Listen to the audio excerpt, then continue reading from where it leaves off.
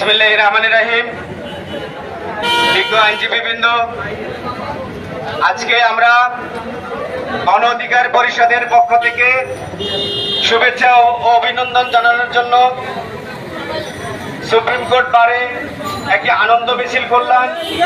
এই আনন্দ মিছিল শেষে এখন একটি সংক্ষিপ্ত সভা অনুষ্ঠিত হচ্ছে। আমরা এই সভার মাধ্যমে জানাতে চাই যে বাংলাদেশের ৫১তম রাজনৈতিক দল হিসেবে বাংলাদেশ নির্বাচন কমিশনের ২রা সেপ্টেম্বর গণ অধিকার পরিষদ বিপি নুরুল হক নূর এবং রাশেদ খানের নেতৃত্বে নিবন্ধিত হয়েছে। আমাদের দলীয় প্রতীক আমরা পেয়েছি ট্রাক। ট্রাক আজকে জনগণের প্রতীক, ট্রাক আজকে তারুণ্যের প্রতীক। আমরা এই সুপ্রিম কোর্ট বারে একটি কথা বলতে চাই,